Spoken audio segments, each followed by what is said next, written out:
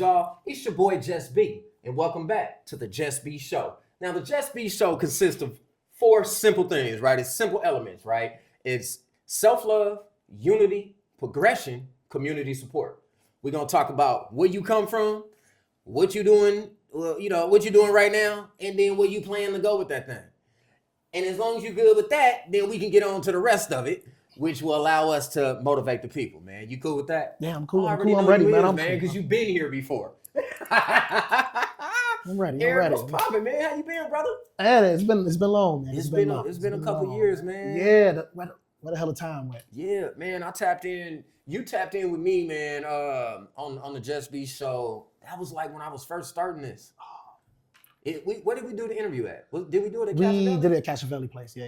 Yeah, I was only like 9 months in. You was? Yeah. You probably told me that, but it didn't seem like it. Yeah, I was like 9 months into actual conducting interviews, man. But I used to have a good time over there, man. Hey, shout out to everybody at Cassavelli Music.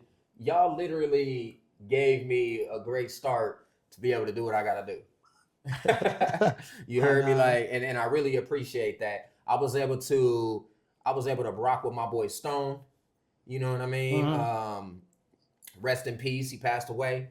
But he was able to do great things over there, and he's the one that brought me to Cassavelli Music and allowed me to meet all of you dope artists and just dope entrepreneurs and shit like that. And you were one of the people that came in, man, and I was grateful for that. So thank you for tapping in then. Hey, I was happy, man. Thank you for tapping in now, man. That was my first one in the studio, I told you, bro, and I enjoyed it, bro. Wow. How was it, man? It was a good, you was really professional, good energy. I liked the questions. Yeah. And you was just like a real person. So right. I felt comfortable. The camera just happened to be on. Right. It felt comfortable, like real. So raw, right? Yeah. Excuse my beautiful voice, guys. Just come on the weather, you know what I mean? Can't sing to the ladies. But, you know, raw is that's always the goal for me, man. I tell everybody I want to get to know you naked. And the dudes, they be like, just be like, hey, brother, you cool, brother, but I don't know. You can't be just saying that shit out loud. And I'm like, nah, brother, not like that. Just think about it without all of the masks and the different coats and the different hats that we wear. Shit, like I want to, when you wake up in the morning and you like, oh, and yo, in that breath funky, I want to know that person. I wake up with chains on. Yeah. I'll go with chains and Chelsea boots. I want to know that person, man, at your rawest form. You feel me? I feel like as we're content creators. So as content creators, it's our job to create content that our supporters and our audience can resonate with.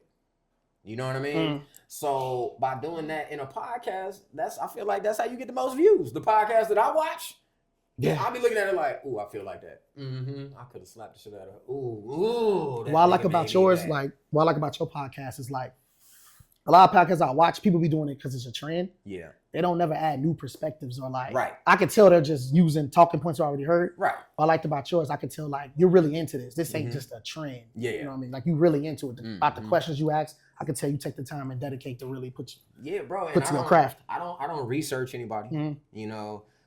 That's why I gotta know you at your rawest form because I don't do no research. Research is boring a little bit sometimes. Right? People do send their bios and stuff, and I glance over it, but that's as far as I get. I don't read it twice. I read it one time and that's it, man. Because that's professional that y'all do that for the artists and the content creators, influencers that do that. The managers that send out your clients, your talents, information, press releases, stuff like that. I totally appreciate it. That's dope. And it will make me look at you more. But I ain't researching you. No offense. Yeah, and some people get offended by that. They do? Yeah. A lot, especially like the celebrities. Hey, man, you ain't do your research? No, I didn't. I'm gonna ask you right now. Yeah, I'm about to ask you what I want to know right now, based off of our conversation, man. So, I mean, since from then to now, bro, we talking like 3 years, man. What what a time goes. What you been up to, bro?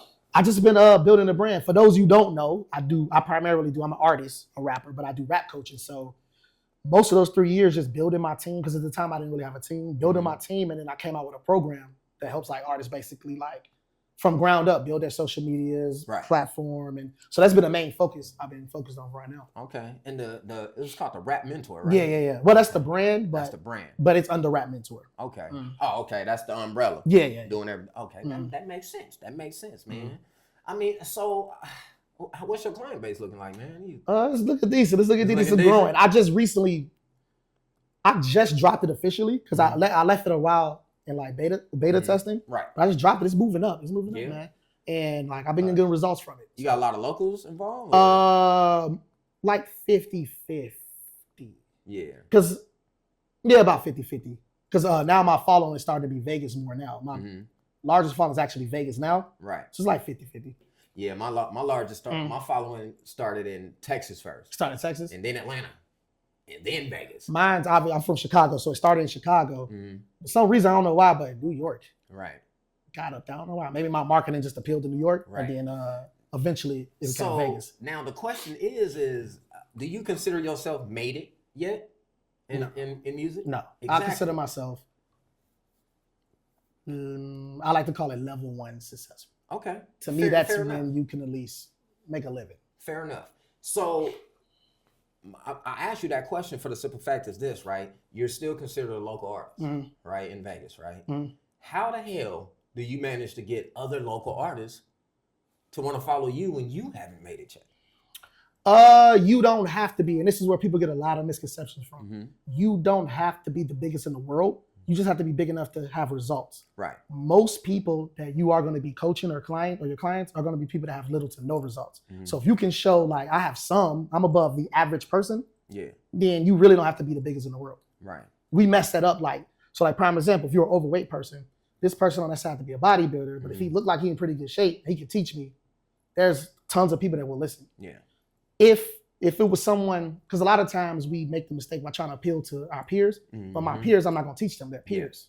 I'm not talking to my peers. Target audience. We're peers. Right. We're business partners, peers. I'm talking to someone that's typically on the low end. Right. So, yeah, you don't have to be the biggest in the world. Just have enough that you have some results that's tangible that you can show. Right. A lot of people will follow you. Now, would you consider yourself, I'm a Libra, so on the Libra scale, you know what I mean? Are we weighing more towards you're more of an artist or you more of an entrepreneur? What's crazy, originally, I was more of an artist. These days, I just consider myself a hybrid. I might be looked at more as an entrepreneur now, just strictly because it's easier to make entrepreneur content. Right. So by default, it's way easier for me to make 100 videos before I make a song. It's just basic time management. Yeah.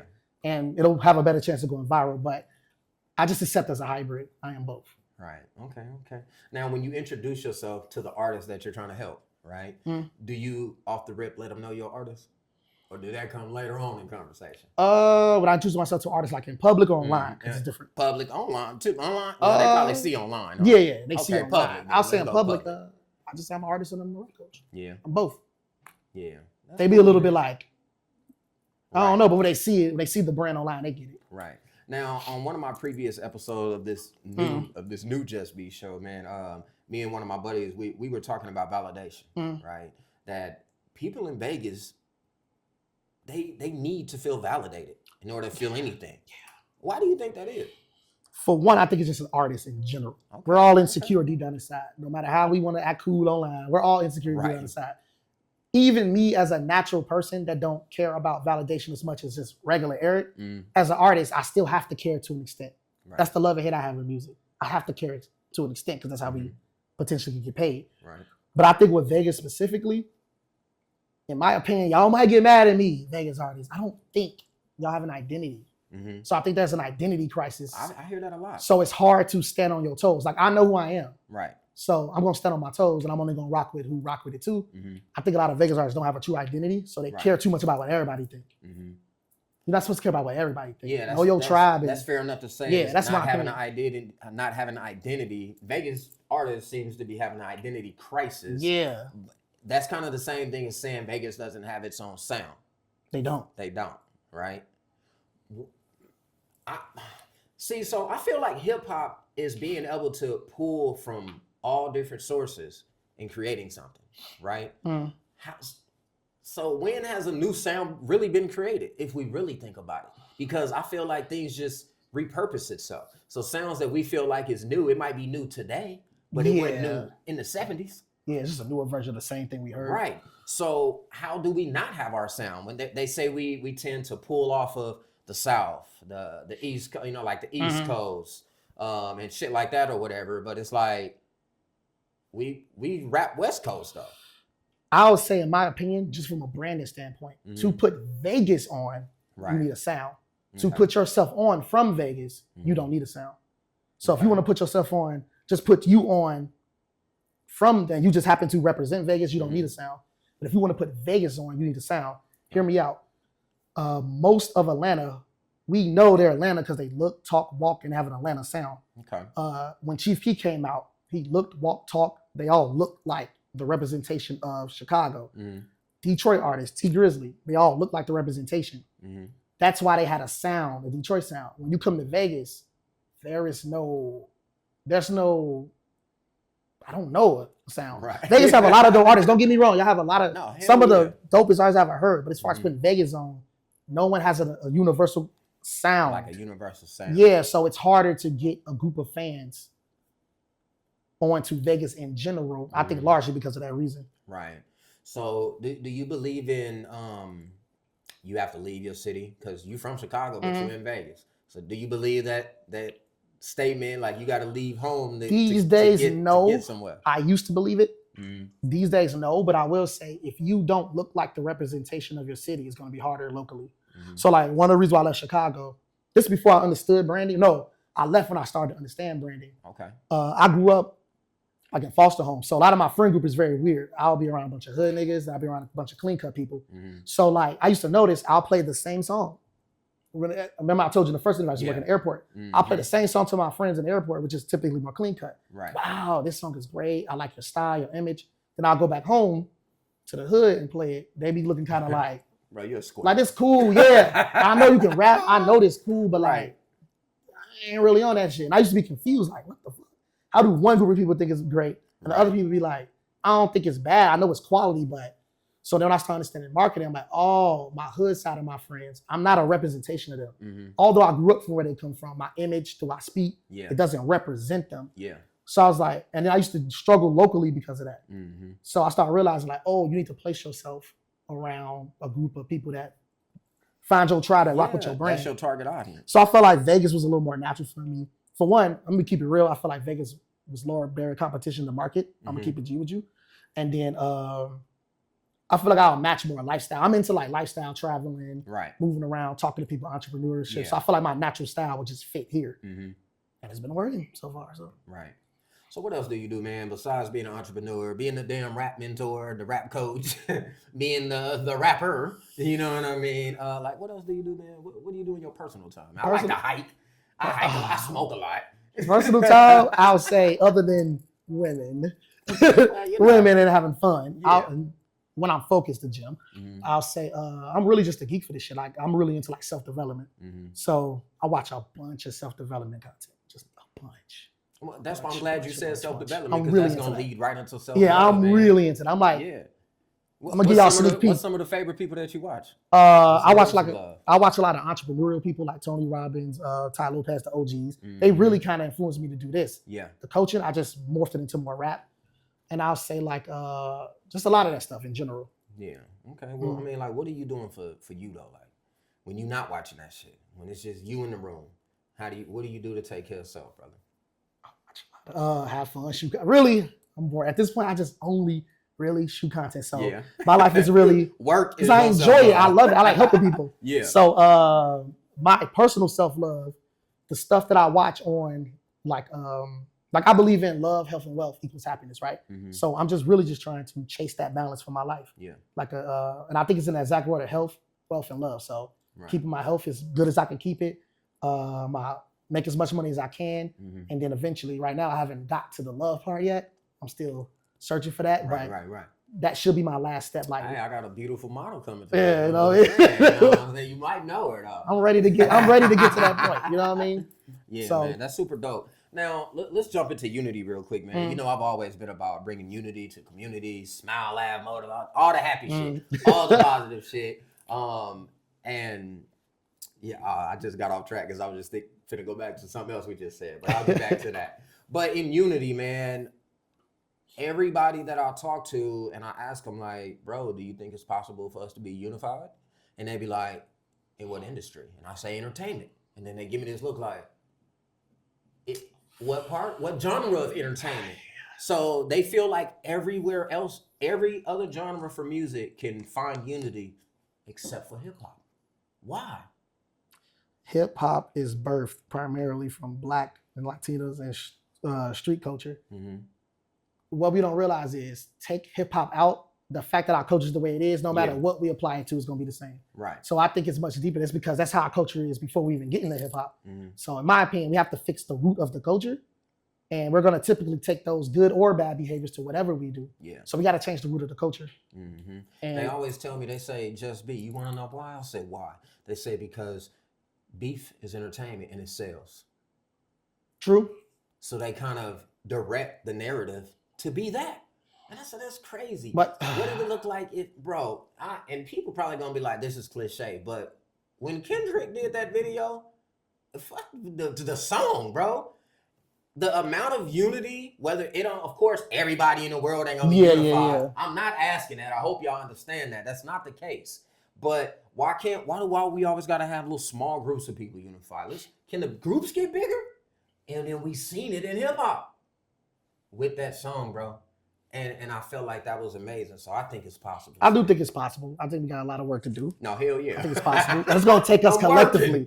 It's gonna take us to collectively to preach this shit. It can't be one person. One person might can spark it. Mm-hmm. Like Kendrick might have sparked it. Yeah. But the goal is maybe someone like a Kendrick, since he's at least he sparked it, and maybe now he sparked thousands that can be the next one coming up, and then we can eventually get there. It's gonna take some time. Yeah. Well, I can tell you what, for all the viewers out there right now, if you are into hip hop heavily or just like it a little bit, and you want to watch a podcast that's really, really dope and they're unified, they talk about unity and things of that such, tune in to the Fifth Element Hip Hop Podcast, man. Ray Son, OT, DJ Slim, and everybody else over there. They really do their thing. Now, that's a show that's hip hop, and they really believe in unity, man. So make sure y'all tap in with them. But after you get done watching the JusB Show. Of course. Yeah, heard this me. episode first. That's super dope, man.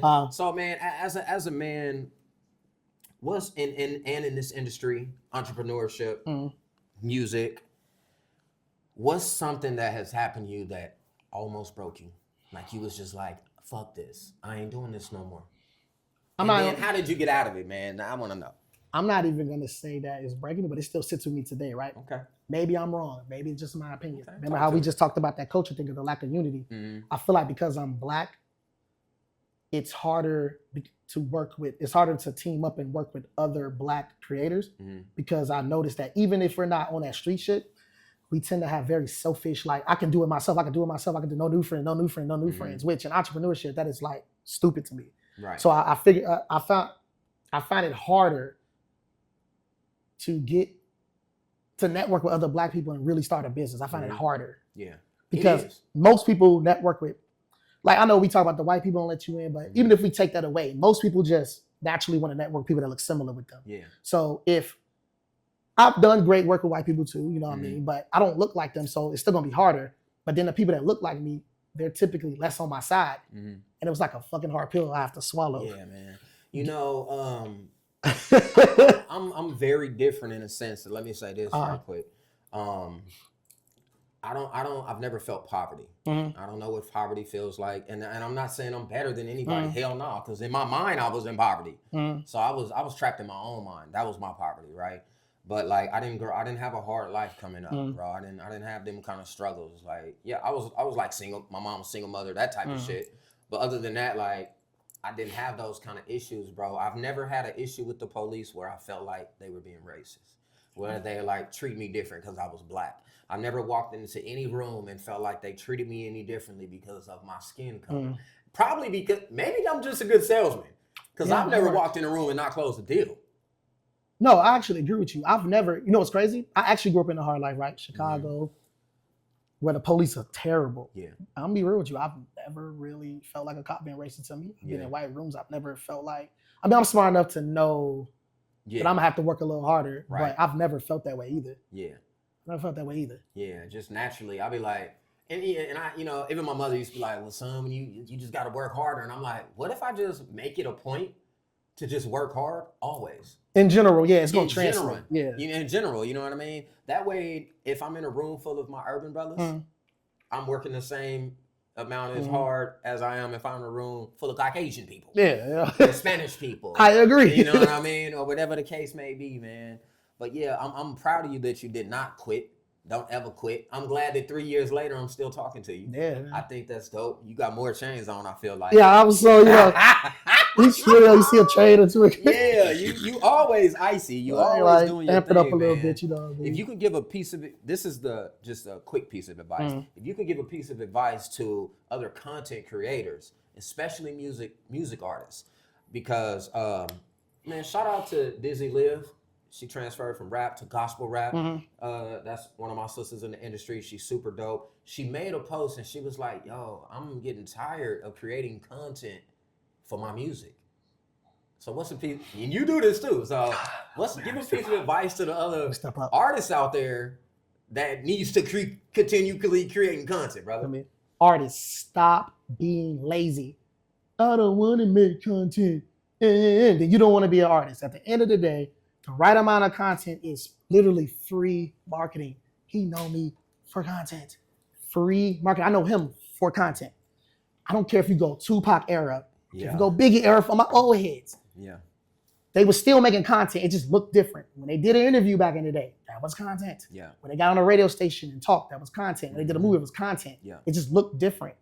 It's not different. The only thing today is we have to make more social media content. It has to be more viral, but it's always been that way.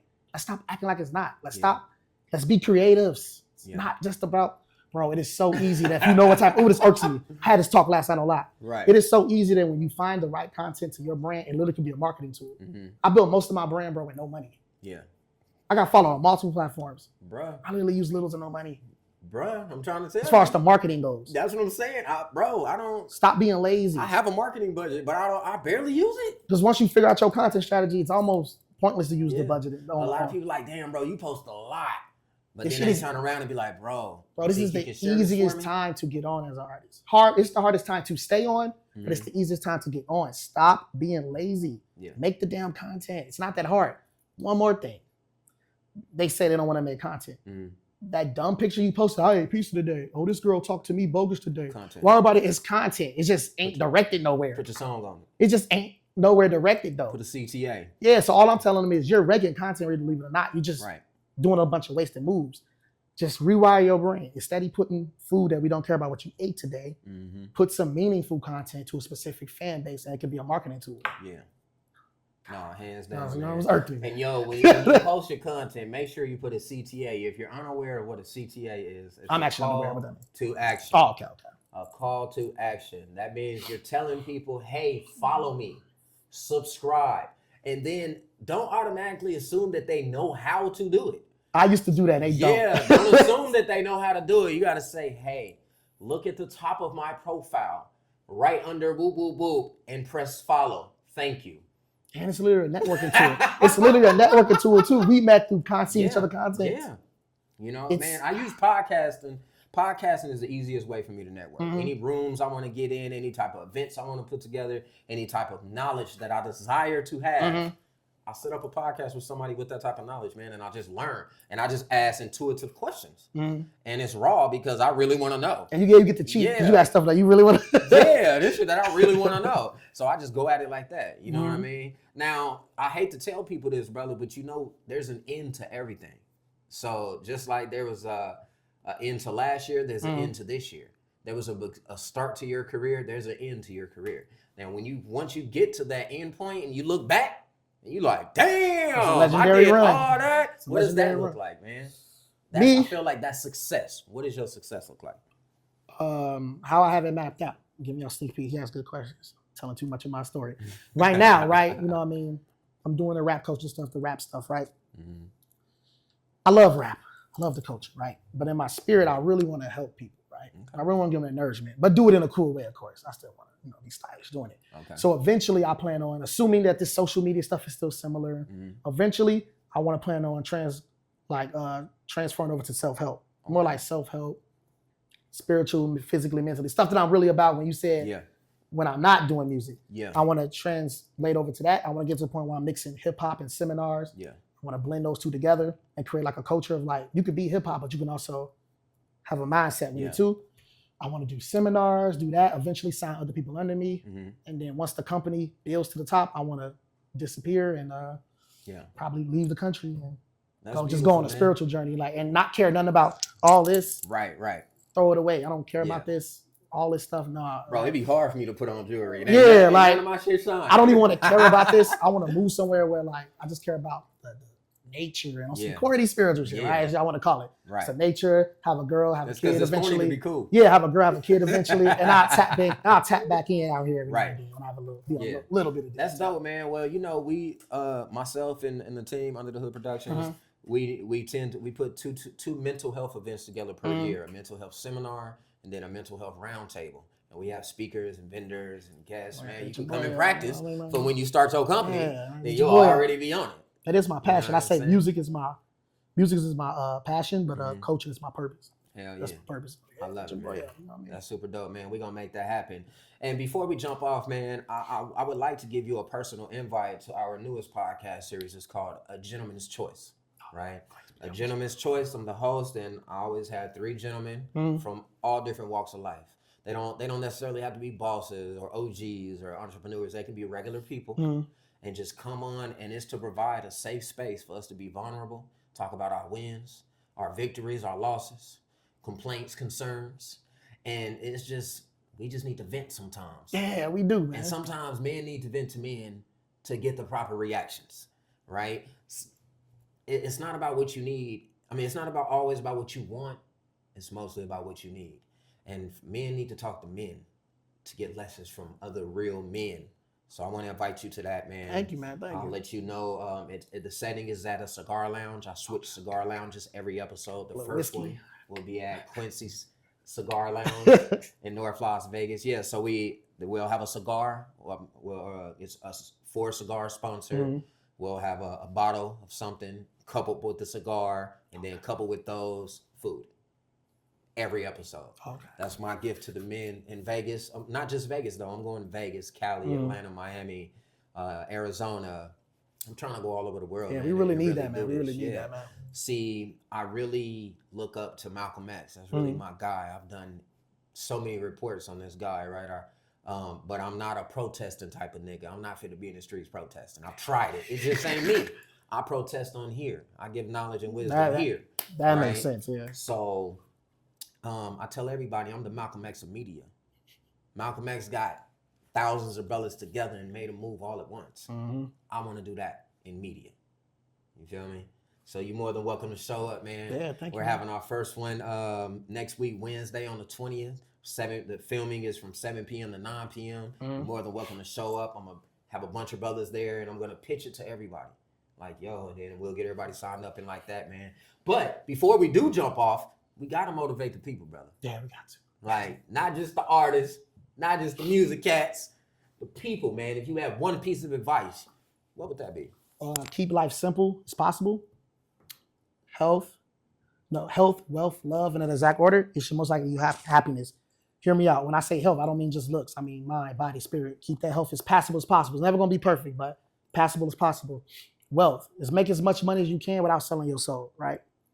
Wealth. And then it's to take care of your family, your kids, boom. And then I'll say love. Have a good relationship with your kids. Have a good relationship with your woman. Have a good relationship with God if you're religious. And try to balance those two. 9 times out of 10, your life should be at least okay. Yeah. And whatever you think you lacking in, out of those 3, fix the ones that's the easiest. And fix that, get at least passable, then jump to the next one. I like that you said that right there.